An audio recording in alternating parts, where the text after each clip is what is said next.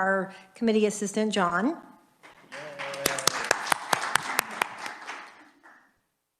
And then we were sent some minutes that we need to approve from previous meetings. Do I have a motion to approve the minutes?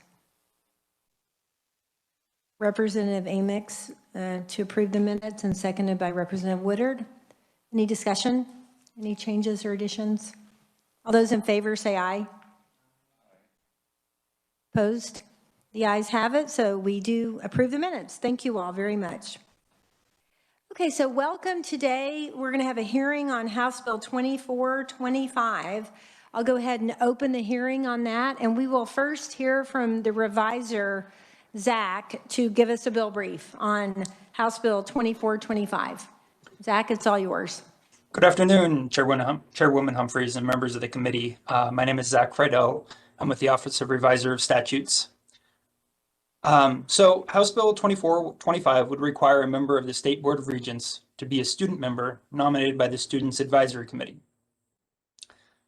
As a broad overview, membership and composition of the Kansas Board of Regents is determined both by Article 3, Section 3B of the Kansas Constitution and by statute, specifically in KSA 74-3202A.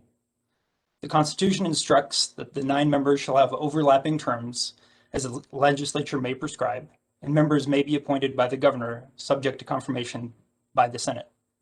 1 member shall be appointed from each congressional district, with the remaining members appointed at large. However, no 2 members shall reside in the same county at the time of their appointment. Vacancies occurring on the board shall be filled by appointment by the governor as provided by law. So House Bill 2425 would amend the statutory requirements of that appointment. Specifically, it would require that 1 of the 9 members of the state board be a student currently enrolled at a state educational institution, and that's defined as the University of Kansas, Kansas State University, Wichita State University, Emporia State University, Pittsburgh State University, and Fort Hays State University. The student member would be nominated by the board's Student Advisory Committee and would be required to be appointed by the governor and confirmed by the Senate in the same manner as other members. The student member would hold office for a term of 2 years or until the student was no longer enrolled in that state educational institution or in a state educational institution. After that time, the replacement member would be selected in the same manner. The bill goes on to amend another statute regarding the responsibilities of the Students Advisory Committee to require that the committee nominate such student member. The committee would be required to select such student nominee on a rotating basis from all state educational institutions. In both sections 1 and 2, the bill strikes outdated language related to the establishment of the board and the Students Advisory Committee. The bill will go into effect on July 1st, 2021. I'd be happy to answer any questions at the appropriate time. Thank you. Does anyone have any questions for the reviser committee?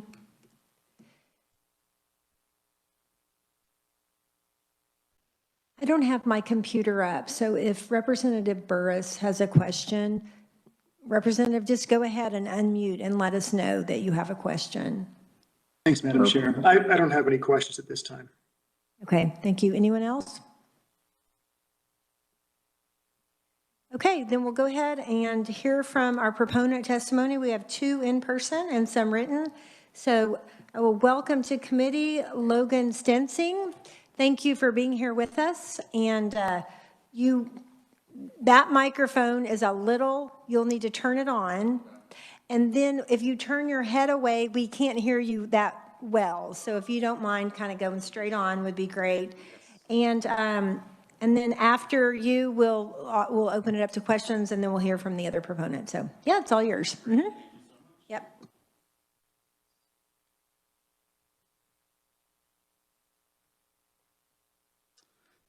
Good afternoon, members of the House Higher Education Budget Committee.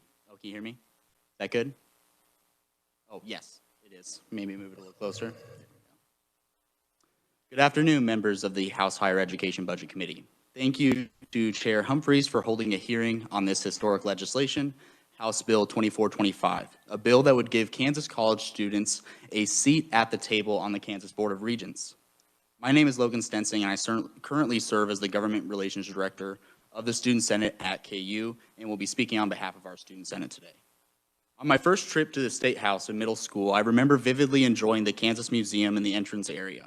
Specifically, I remember the exhibit detailing the vote of whether or not Kansas would become a free state or a slave state. I looked at each of these little scraps of paper with scribbling on them, indicating their vote, and thinking about how important and consequential it was that each of those free state voters were there. Their seat at the table, their representation of the values and perspective were pivotal in leading our state and the country towards the path of our better angels. Without their voice, without that seat at the table, our great state of Kansas may not have been a symbol of freedom and a struggle for equality that it was. This brings me to the importance of representation today and what benefits it could bring for generations of Kansas college students in the Kansas Board of Regents. The Student Advisory Committee, made up of all of the KBOR SGA presidents, the Student Government Association presidents, is a body that can only provide input to the board. The current budgetary crisis our system of higher education faces highlights the need for students to have representation on KBOR in the form of a student regent with full voting rights to ensure our perspective is weighed seriously and recorded on matters directly impacting our experiences and our investments in higher education. Including different perspectives is vital in democratic decision-making, and most of our college students today were born after the current Kansas Board of Regents members attended college. Higher education is meant to serve students in their journey towards professional development and academic success. And a student regent member would be an advocate for students, which would center conversations in the Kansas Board of Regents regarding programs, policies, actions around the student perspective.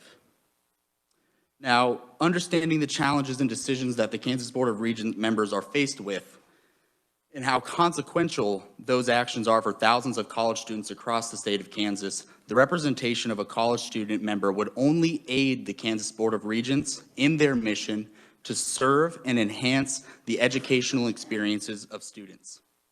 We also believe this is warranted because Kansas college students and their families have been gradually becoming one of the primary funders of our higher education in Kansas, in tandem with the state legislature.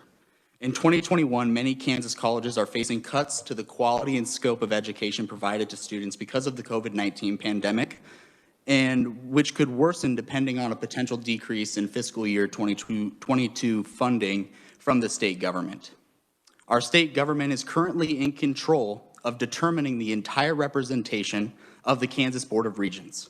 And House Bill 2425 is only asking that Kansas student governments have a voice in selecting one student nominee for the governor and the state senate to approve. Our local governments here on campus know the needs and obstacles college students face better than anyone because they may experience it themselves or personally know fellow student peers who do. It is also important to note that the student region would be a significant minority of the board, but we believe that it is a meaningful step in the right direction for the representation and inclusion of student perspectives in this important government body. Outside of the benefits to decision-making, this proposal would create an opportunity for college students to take on a role in public service, which could foster a lifelong commitment to it.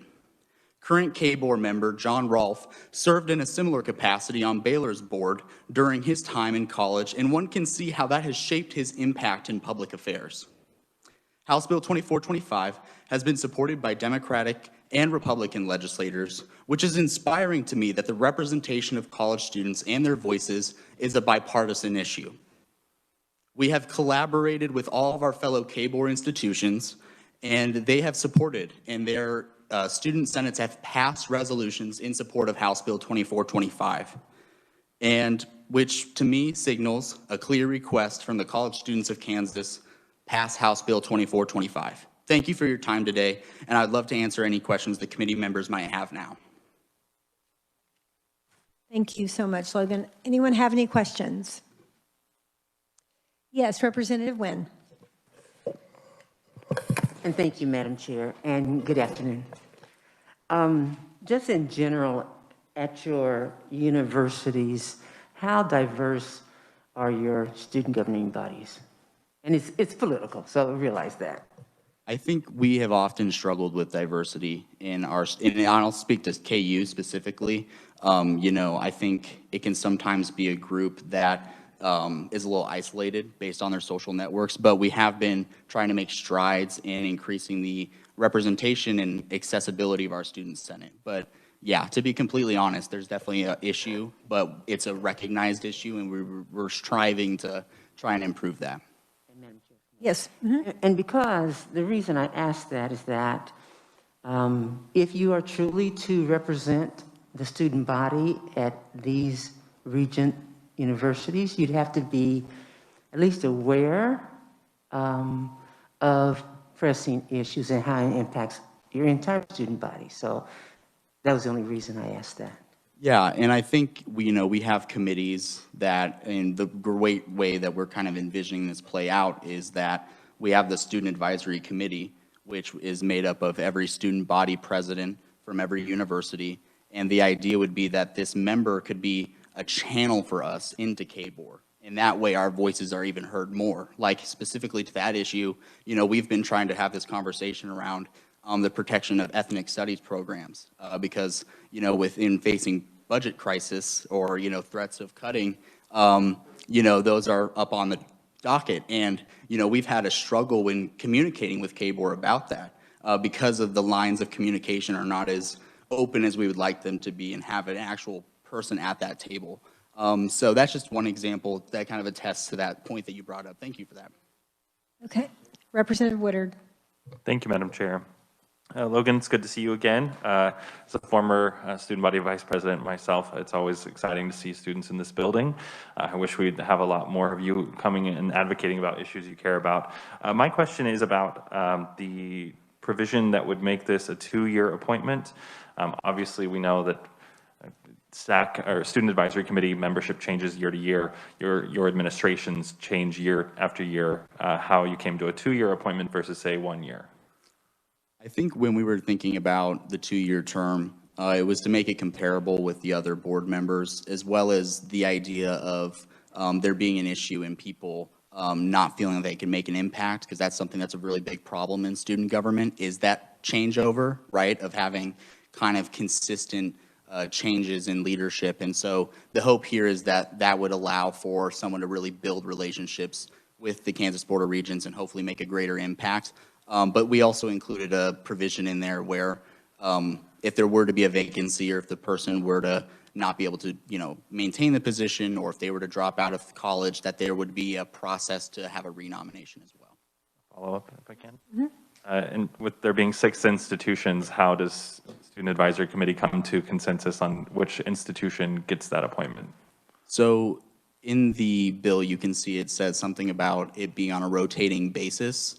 So SAC will, if this legislation is passed, they'll have to convene and determine what order that's going to be. So if it's going to be Emporia, Pitt State first, then WSU, that's then Emporia's year to nominate someone. So that's what we've been discussing, but that would be a set rotating basis. And as soon as we do that, that would be how we're selected. So it's not going to be, every university put up your candidate and we see which one, is successful. It's going to hopefully provide that geographical representation across the universities. Thank you. Thank you, Madam Chair. Do we have any other questions? Yes, Representative Fairchild. Thank you, Madam Chair. How many other states have this model in place or this law in place? Yes, so Iowa and Alaska have similar models. I mentioned the University of Baylor also has a similar system, but we copied, or not copied, but modeled ours after the Iowa system. It differs slightly, but that's the other states. No, I'm not sure. I don't think so. We've looked through them all, but that's the ones that were the most prevalent. Okay, Representative Riley, and then Amex. Direct question on that. So how does the Baylor system work? How does that person get into that level? I think and I might confuse it with the Alaska system, because Alaska, they have a general body, student vote. So it would function quite similarly to how we elect our student senators and our student body vice president. I think there may have been a similar system at Baylor. I forget the selection process there, but I think it may have been similar to that. Representative Amix. Sorry, thank you, Madam Chair. Logan, good to see you. You know, growing up in Lawrence, Kansas, and having Lawrence be a part of my life in the University of Kansas, you know, I've heard for a long time, you know, the question, why isn't there a student, you know, on the Board of Regents? The question that I would have is, why is now the time? I think that a lot of students feel pretty frustrated. You know, going to college, us and our families are the primary funders of higher education, and including the state legislature, and we love that participation and your support as well. It's vital. But I think in consideration of all of the issues and decisions that the Kansas Board of Regents makes, and how we are the people directly impacted by it. The reason why the Kansas Board of Regents exists in the first place is to serve students, and the idea that now is always the time to include more people at the table if it's not currently happening. And so that's kind of our reasoning there. And I always like to reference that we're only asking for one member, so it's not like this is going to significantly shift the actions of Kansas Board of Regents, but hopefully it does. Hopefully having the voice at that table can change the priorities or the discussion that occurs, because that we all know how important being at the table can be to determining what is done, what is prioritized, and what gets acted upon. Let's go ahead. Thank you, Madam Chair. I appreciate that answer. And, you know, when you talk about only one voice, look what you've done so far. You have our committee hearing. Yeah, no, it's been an amazing process, and I wish that, and I think that's another aspect that I referenced later on about providing more opportunities for Kansans to have leadership roles in public service, especially young Kansans, because it's such an opportunity for us to get involved with the state legislature, get involved with the process, and I think that can have, lifelong impacts on those students as well. And I hope that, having a student region in there would maybe foster more interest. It's like, oh, we actually have students in there. Like, this is a student, person that we can communicate with too. Because I know that that's another facet at play is sometimes students not feeling confident enough in their own voice, in their opinions, to voice it to, especially like older legislators, folks that come with that prestige that you all have earned as, representatives and as Kansas Board of Regent members. So I think hopefully this would make the board much more accessible to students. Thank you, Madam Chair. Welcome. Okay, any other guests? Representative Rajas. Thank you, Madam Chairman. Sorry for my tardiness. I understand, no problem. Had constituents from home. That doesn't hardly happen. Thanks for being here. I'm looking at this bill. So, I guess explain to me, we would, if this would pass and signed by the governor, we would still have a student advisory committee made up of the student vice presidents. Yep. We would have a student member. But the governor approves every other regent, so you all would have the final say of who that member was? No, we would still have to go through the governor's approval plus the normal approval process. We're just adding, they can't select the nominee. That's the idea, is that SAC, the Student Advisory Committee, would be the group that's picking the nominees for approval. And you would give more than one? If necessary. That would be kind of that's something that we would determine within SAC. And that's, I think another aspect here is to allow the student governments that exist to have a little bit more authority. Because, we always talk about the importance of local government, the importance of local representation, understanding the needs, concerns of that constituency. And we have these student governments across the state. And that's our idea here, is to reassert some of our control and some influence in this realm and within the Kansas Board of Regents. I live in the 1st Congressional District. I have no say in who gets nominated for the Board of Regents. I guess I'm I'm a bit concerned, you know, we talk about inclusion and getting more people involved. You know, I would say maybe the first day of, you know, college, you open it up to every student to know, hey, this is an opportunity. And then you kind of go through that process. We hope that members on the Board of Regents are screened and are duly qualified.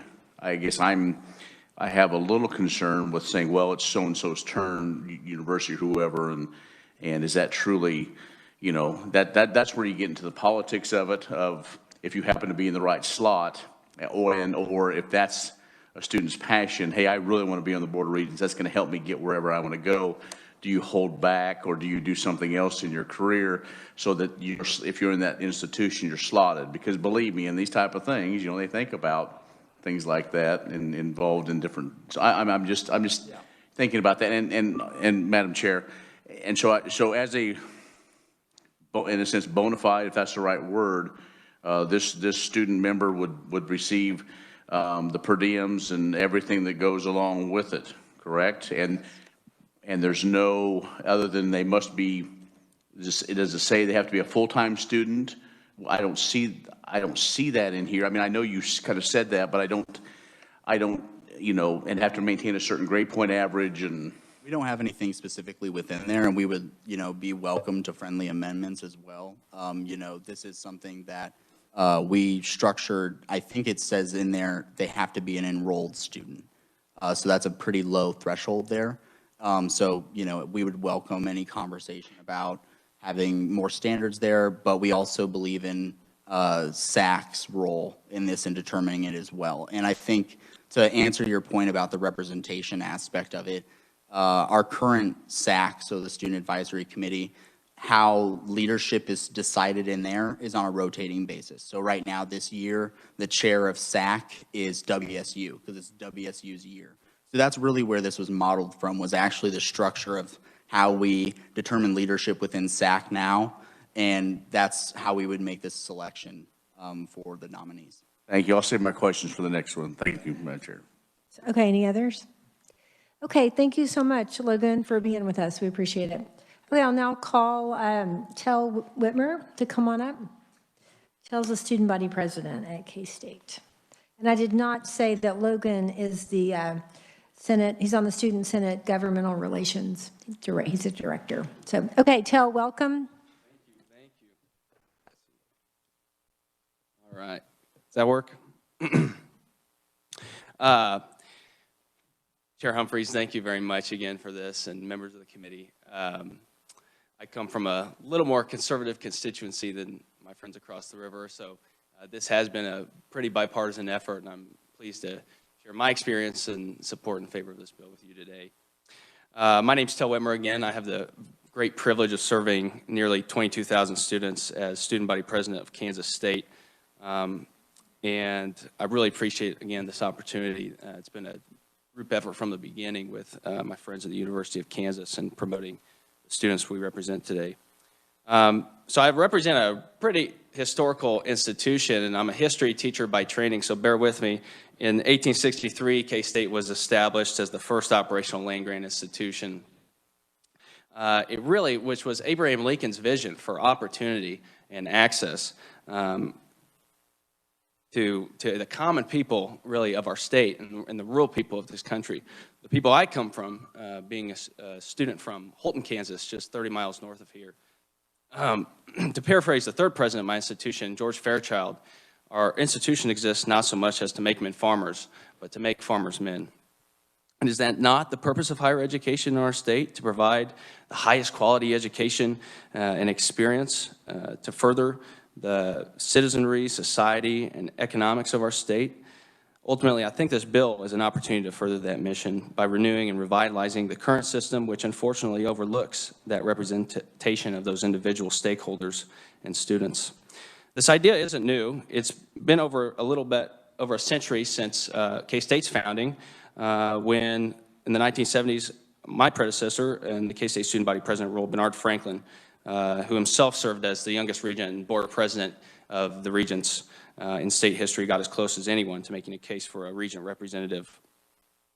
And while this argument isn't new for a student regent, one thing is certain, and to answer Representative Amix's question before, never in our history do I think a student regent is more necessary than it is today. And the pandemic, I think, in many ways has highlighted that. The reality is it's become harder and harder to provide the opportunities that my institution was set out to create in the Morrill Act in 1862. And indeed, higher education in our state was intended to cultivate. So while the landscape of higher education is ever changing, the future, to me, in my estimation, looks pretty bleak. The Board of Regents, for sure, face difficult decisions in years to come, with financial projections appearing pretty daunting at this time. Skyrocketing costs of attendance, with Kansas families are already struggling to meet, coupled with expenses associated with the pandemic, ballooning decades-long administrative costs, and the swath of technological and work-related disruptions. Many economists and social scientists think that at least a third of our work and employment will be gone due to automation within the next 20 years. Never before has it been more necessary that we have an individual on such a committee who can speak from their experience in the classroom, on the verge of seeking out prospective employment for the first time, and the adversities facing their peers directly at their institutions.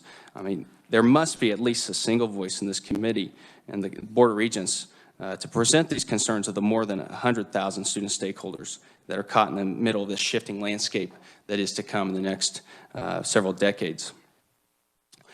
Kansas would not be the first state in the union, as the last speaker concluded. The Board of Regents systems of in the state of Iowa and the state of Alaska, there's several.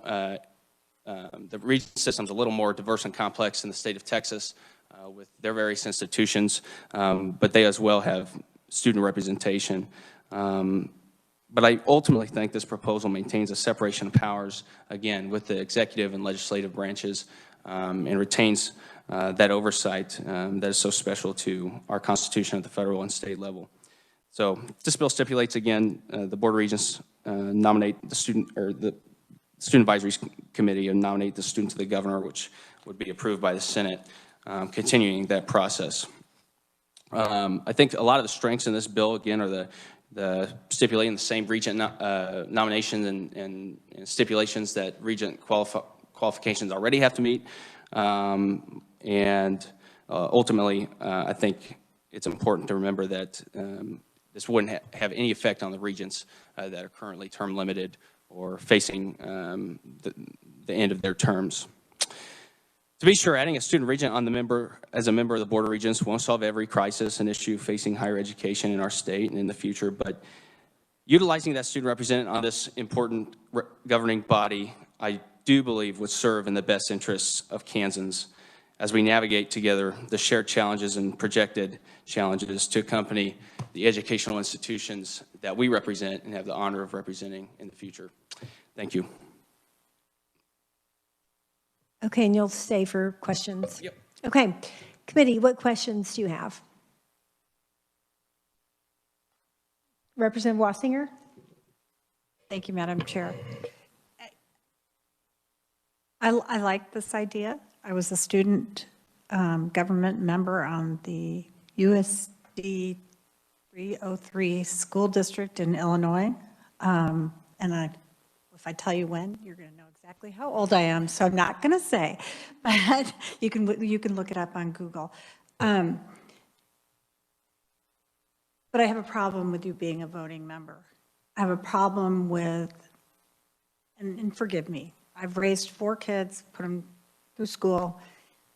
I think it's great that you're involved. I think it's great that you want to be a part of this process, and I commend you for that. Forgive me, the struggle is not very real to me. I think some of the best time of my life was in college. You were considered an adult, and then you were also given permission to do stupid things. You know, you'd say, oh, well, they're just a college kid.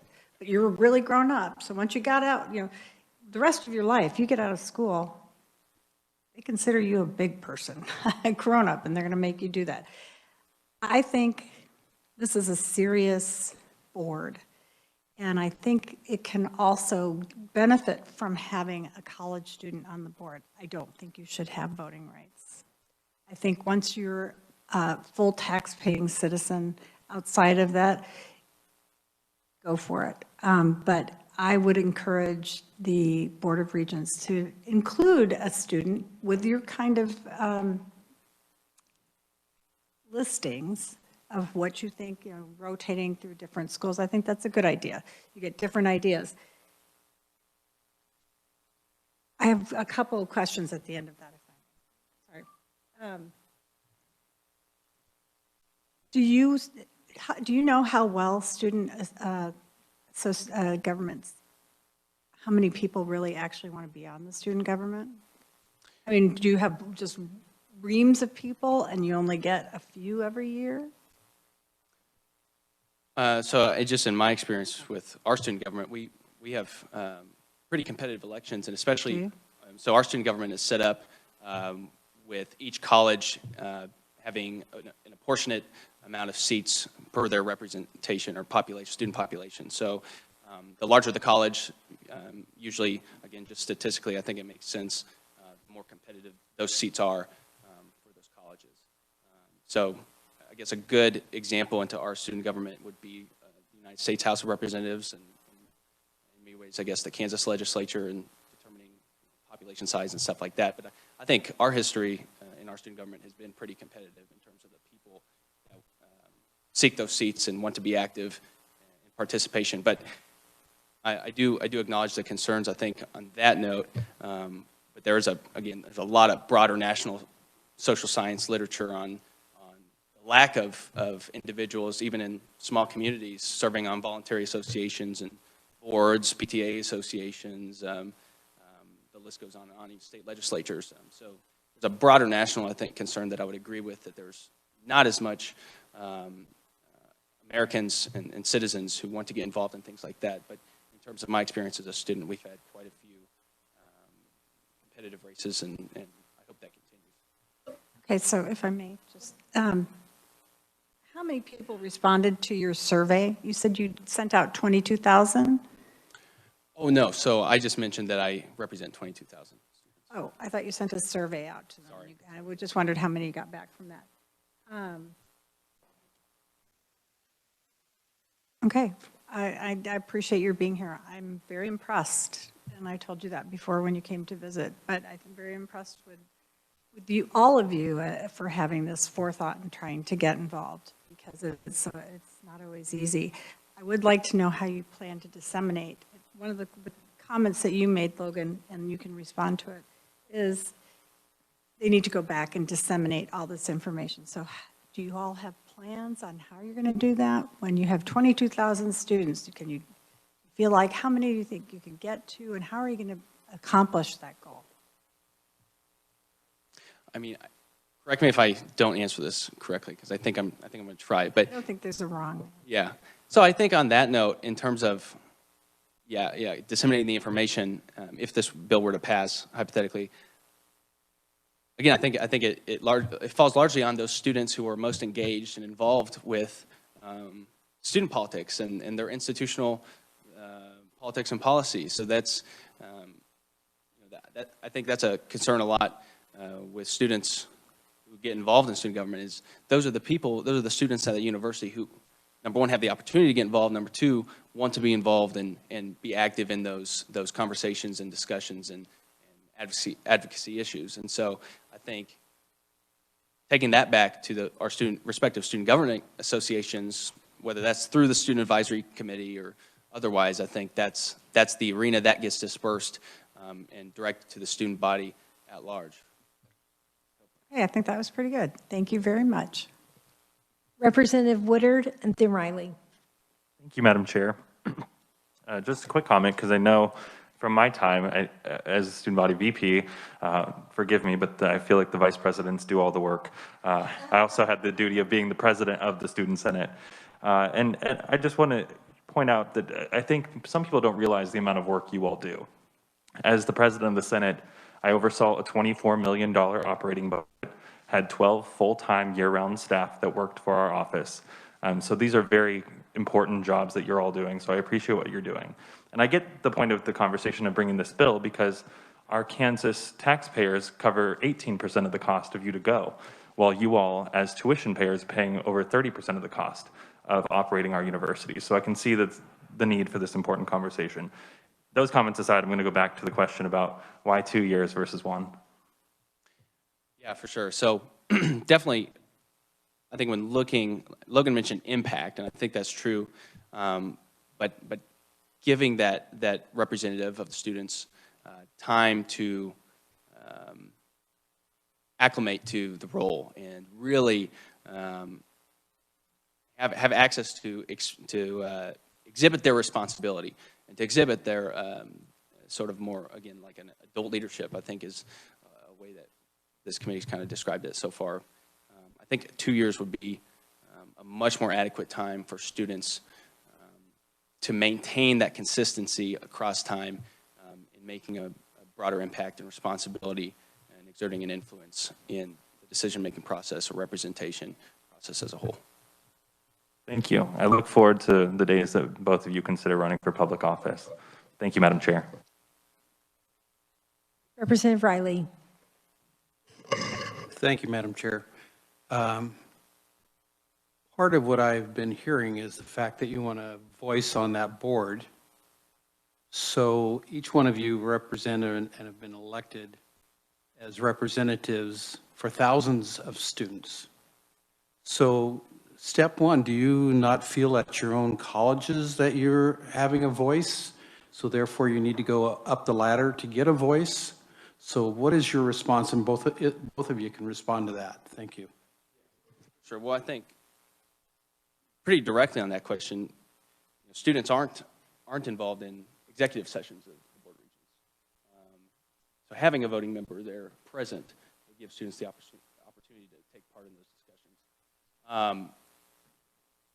But in terms of looking at from a more holistic perspective, having a student representative on the board itself, I think it's signaling a commitment to the investment we're making in those students' futures and in the future of our state's economy. Because those students are going on to become the next engineers and public servants and nurses and teachers that are going to hopefully, again, make an investment in our state's communities, many of which are dying. My home that's dying. And so I think what it would do is signal that we're invested in those hundreds of thousands of students who are really shareholders and who own stock in our university system as a whole. So that's how I would answer. Can you repeat the question just so I have clarity? Well, my question boils down to, do you feel like already you are representing thousands of students now, that the boards at your colleges are not listening to you, and so therefore you need to jump over them and get a placeholder on the Regents so that you'll have more authority at that step rather than the thousands of people you already represent? Yeah, thank you for that question. I think that it boils down to the actions, the policies, the programs that K-Board decides ultimately goes down to our universities, right? So we can still represent, and I'm not technically an elected representative, a hired staff like the government relations director, but I still serve all the students because that's my role. I see that's how I view my position. And from our perspective, having someone that has that lived experience as a student in those meetings, in those discussions, is just super important to realizing what our priorities should be. And I also think that it could help us increase, like I've mentioned, the accessibility of the board and communication and representation of students. And so it's really just the fact that the Kansas Board of Regents is such a significant body, I think, is why we're talking about a member there, because they, really do shape our entire higher education system along with the state legislature, but they really help set the tone. I do want to add one more thing, if I could. So I think, oh, that's better. I'll grab that later. No, that's fine. But one of the things that was just my phone. Thank you. So one of the things I tried mentioning a lot in my testimony was, you know, my argument, that what really sells me on this proposal is the students' ability to broaden that discussion and conversation in the Regents meetings themselves, and those Regents, those high stakes decisions that are going to have to be made as automation and disruption continues to occur. Because I think having a student who represents such a broad population in those meetings that can provide more adequate conversation and support in those conversations, I think is going to better inform the board's decisions overall and give more accurate assessments of situations that are more close to home in those local institutions. Well, Representative Riley. just as a follow-up to that question, and there is a reason, and with my background, I go into board meetings, newspaper background, and so I go into board meetings, and sometimes I'm the only person there. But there is a reason for those executive sessions in order to have an open discussion. And so if you are representing 100,000 students and you're in that board in an executive session, there is a level there that you, whether you like it or not, cannot discuss that back to your 100,000 people, because that board discussion is private, executive, and is on there for a purpose, or they would be doing it in a public meeting. So that's kind of one of the challenges I hear. You're wanting that communication, but on the other hand, if that board is making decisions that are private, independent, and sometimes that's based on, the classes that are offered and things like that, there are reasons for that, and you will not be able to communicate back. You have to make that decision, and you have to hold it. So that's why I have a challenge with you thinking that you're going to get two-way communication here. There's going to be times that you are not going to have two-way communication. So just, there is that level of professionalism, a level of privacy that needs to be maintained. Yeah. Thank you. And can I respond to that? Go ahead. Yeah, and for sure, and I agree with you, and I think what better way to, again, signal that commitment to investing in those students' education and to place that trust and faith in them within a role like that, I think would be signaling that commitment. Okay, thank you. Any other questions? Yes, Representative Nguyen. And thank you, Madam Chair, and thank you for coming. Funny that you had mentioned Bernard Franklin. He's a very good friend of mine, and so he's still leading after 50 years. So obviously, K-State, they work good together. Okay, so I'll ask you the same question. Student body, K-State, how diverse is your governing body? For sure, and I wish I had specific statistics I could draw on, but I know you can find those accurately online. Grab your phone whenever you take your seat, then find and come back. I'd be happy to. But on that note, something that we're really proud of in our Student Governing Association is our intern program, which has been going on far beyond my time, which is a way to get, especially first and second year students who haven't really acclimated to organizational involvement and campus involvement, opportunities to get involved in our student government. So it's an educational program and a program that really opens the door to any student who wants to get involved.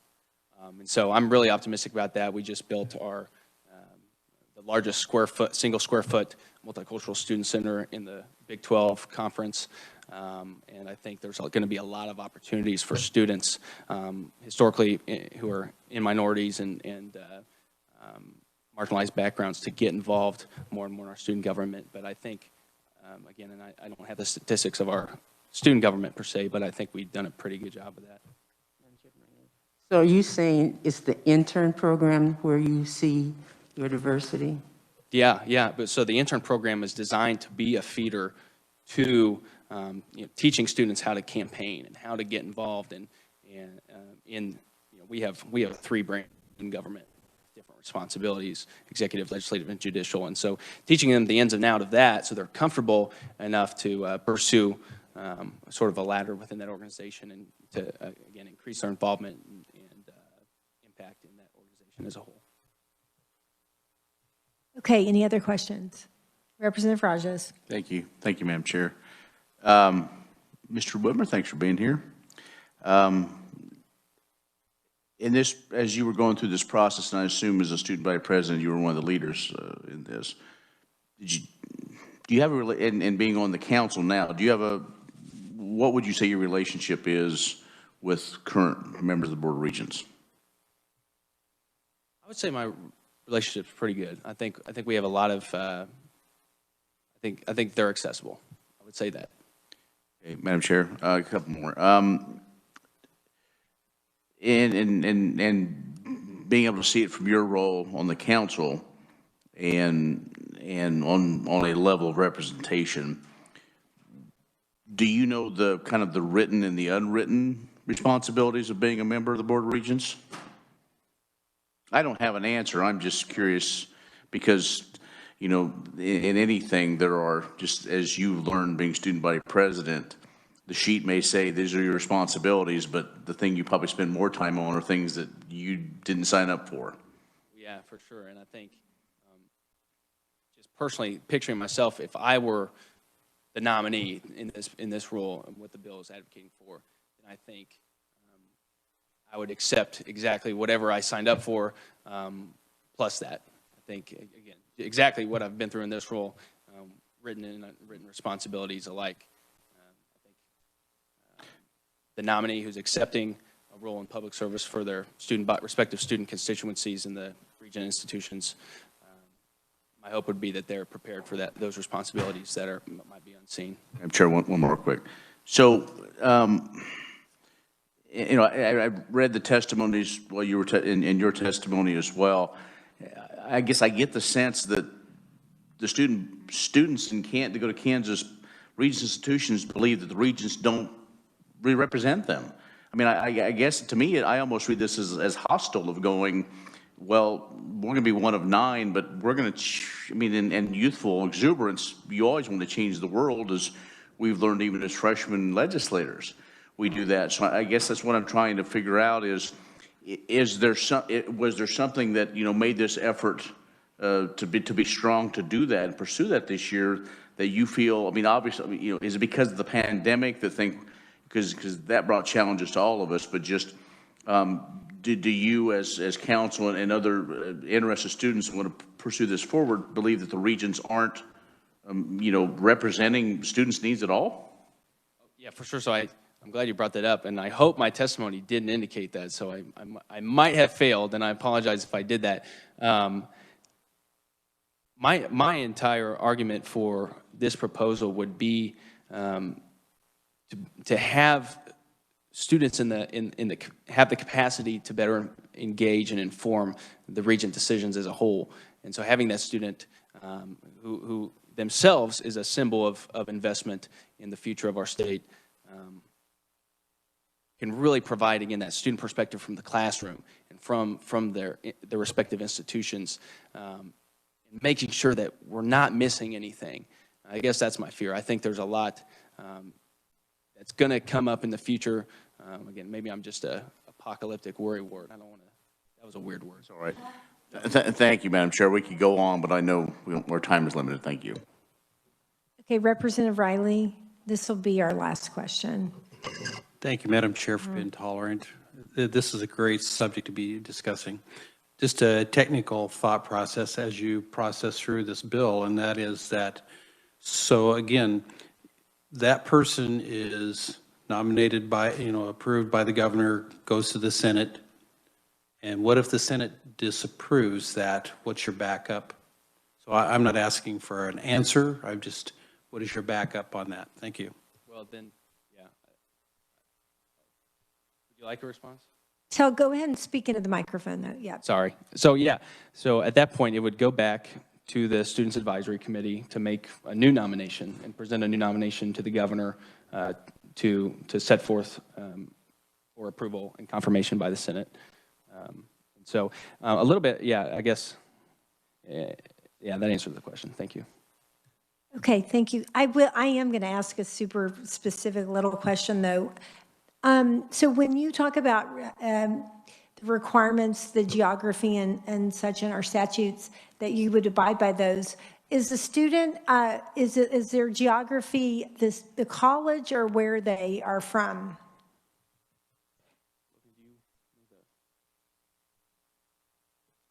I remember that was something we discussed of that question because it was a concern that we had noticed in the statute where it does reference geographically. And I don't know if we had ever came to a full conclusion on determining that. I think we were kind of please for you could clarify and explain the issue with this thought process, but we were under the impression that because students can technically register to vote, either at their home address or at their college address, that the geography aspect of it would be somewhat flexible. But that might be a gross oversimplification, but that was definitely like a tiny detail. I appreciate you bringing it up because we did think about it. My interpretation would be that, and in my testimony, was that having the variety of the institutions themselves and the students were in that nominating process would meet the requirements for geographic dispersal and variety. Okay, thank you so much for being with us. I think the committee did not hold back. They gave you all some pretty tough questions. Really appreciate your professionalism, your ability to answer. So thank you for being here. Committee also want to let you know that we had written only testimony. Grant Daly, Addison Henson, Brecken Turner, Meg Farney, and Emily Ryan, if you all will take a look at that too. I don't think there's any other proponent testimony. Okay, and we had no opponent testimony, but our neutral testimony, we will welcome Blake Flanders, the president of the Kansas Board of Regents, to the committee. Welcome, Blake.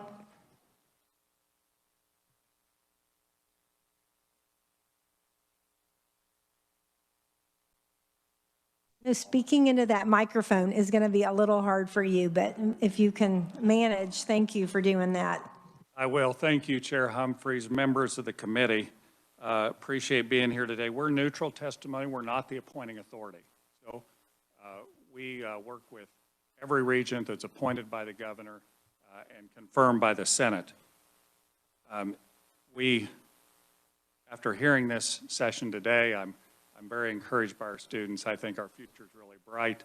Anytime you see Wildcats and Jayhawks going down the same road, it's a really good day.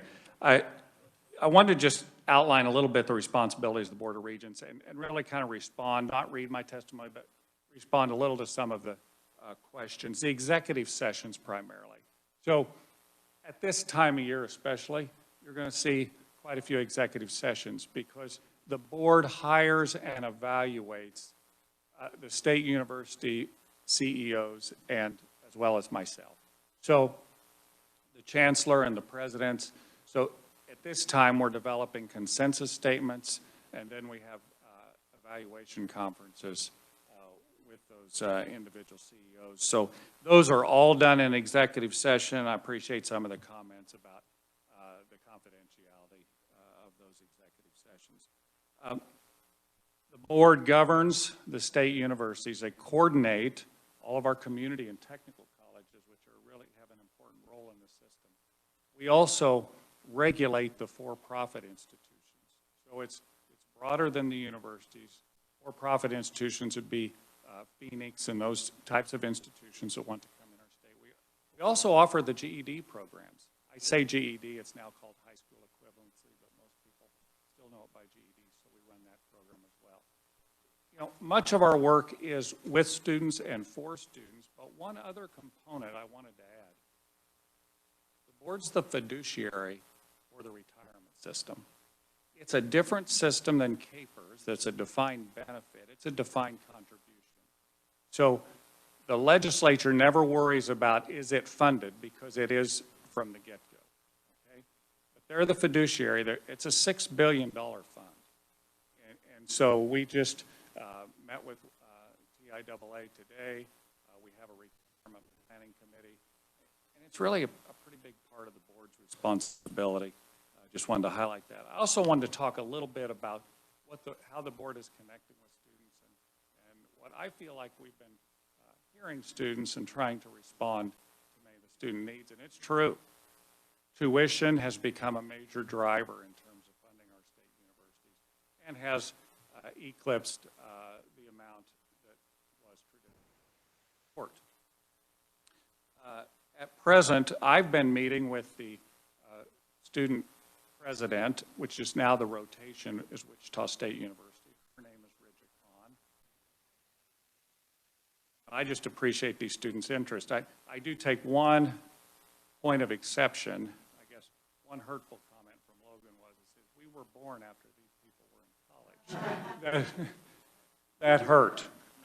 But it's nevertheless, it's not inaccurate.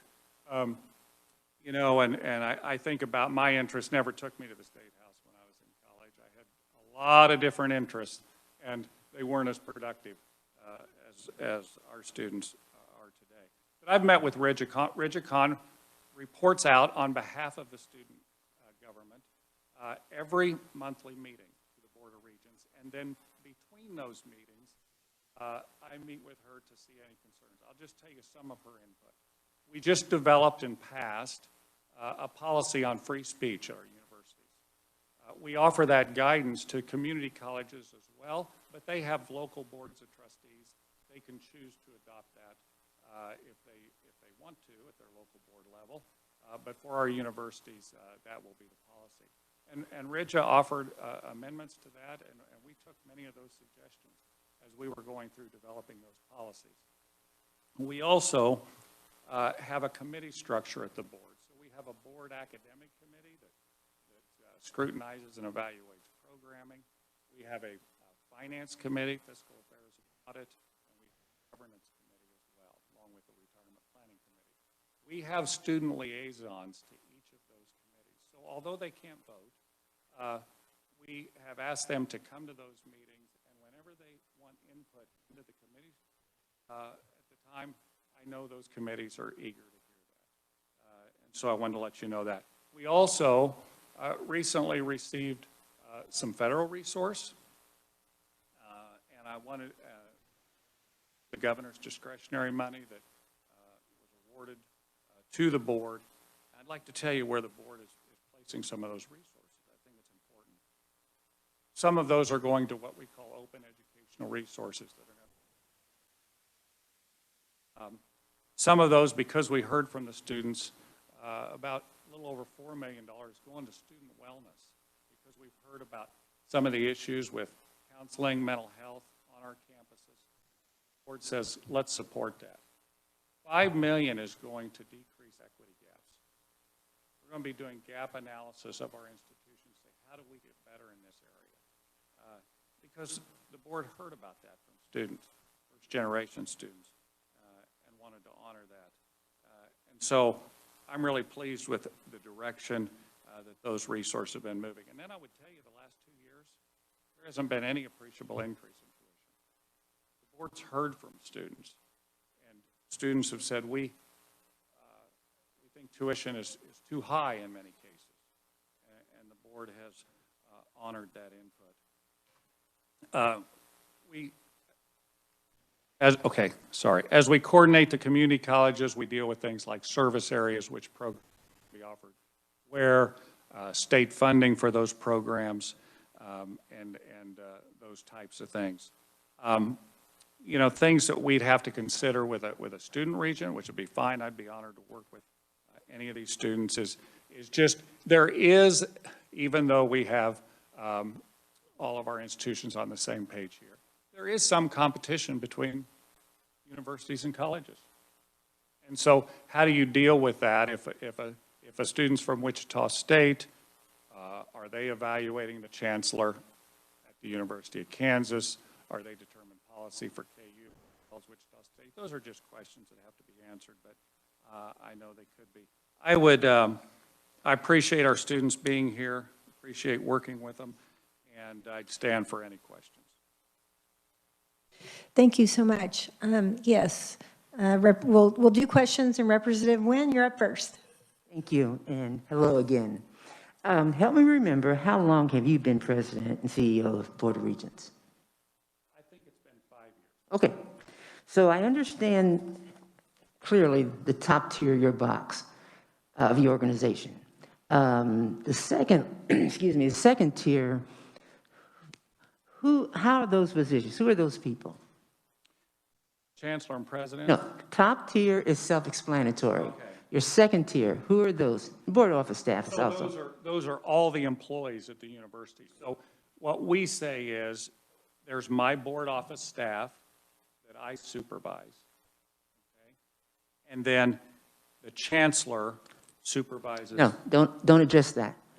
These boxes, who occupies those positions? Staff at the university. Okay, and they're appointed by the universities respective? They would be hired. Okay, so, and I say that because I'm asking you the same question. So how diverse is the Board of Regents in your tenure? So we've had, the Board of Regents has been more diverse, I would say, than the population of Kansas. Again, the governor appoints. Right now, we would have, just in terms of minority, we'd have two minority women on the board. We would have, I'm trying, 3 women on the board as well. This second tier of political appointments? The second tier is not political appointments. Those are employees. Okay, so you're talking about up here. I'm talking about here. Oh, you have 6 members? 9 members. 9 members. Okay, so based on political appointments, then over your 5 years, you have seen more diversity. I've seen diversity the entire time. Okay, thank you. Thank you, Madam Chair. You're welcome. Okay, committee, any other questions? Representative Rajas. Thank you, Madam Chair, for indulging me. On average, and I know members, regents, some have a lot of extra time, some still have running, having their jobs. What is the average commitment of a regent every month beyond just simply coming here to a meeting? Yeah, so I know that that typically regents have told me that the governor says, well, it's about 2 days per month is what your commitment is. And I really liken that to you buying a timeshare. I mean, that's kind of the advertised commitment. And then, there would be more days than that because you'd be on a 3-person committee for the institutions that work more closely with each president at the institutions. You'd also do site visits. We didn't do them this year because of COVID, but generally we go to 3 or 4 institutions per year. We also meet with other boards from time to time. We'll meet with the University of Kansas Hospital Board. We meet with the Kansas State Board of Education as well. And so, I think I'd want to ask, it would vary depending on the regent, but it could be 4 or 5 days per month, just in terms of total time. It's significant. You have committee meetings outside of the board? They tell us when we run, it's only 90 days a year. So. Well, I just, as we look at this whole thing, is it, I'm just saying, is it about that every month, or are there is it busier during the academic year for regents? Yeah. The least busy month, not for us, because especially if there's new regents coming on, but the least busy month for existing regents is July. And then in August, we start the full budget workshops going over every budget at the institution. We have a 2.5-day retreat. We set the agenda for the entire year, and it's off and running from there. Then it's basically on a monthly basis. Yeah. Thank you, Madam Chair. Okay, any other questions, committee? Anyone else? Thank you so much for being here. We really appreciate it. Okay, committee, anything else? Anything for the good of the committee? Anything about House Bill 2425? Anybody would like to say? Shirley, is there anything I need to say? Anything I need to remember? You have that look on your face, as much as I can see your face. You might just publicly announce the names of the written testimony. Oh, you, I did do that, yep. Mhm. No, that's okay. Yeah, so committee, please do take a look at that. Okay, I will close the hearing on House Bill 2425. And committee, as you all know, this is really the last day that we're able to meet. I don't anticipate working this bill. I think it was super informative, and I think we got some good ideas for maybe some amendments, things that we might need to change, and we will work with the students on that in case we're able to do that. So, okay, anything else? Okay, well then, committee, we're adjourned. Thank you, especially everyone, for being here. Have a good day. Bye-bye.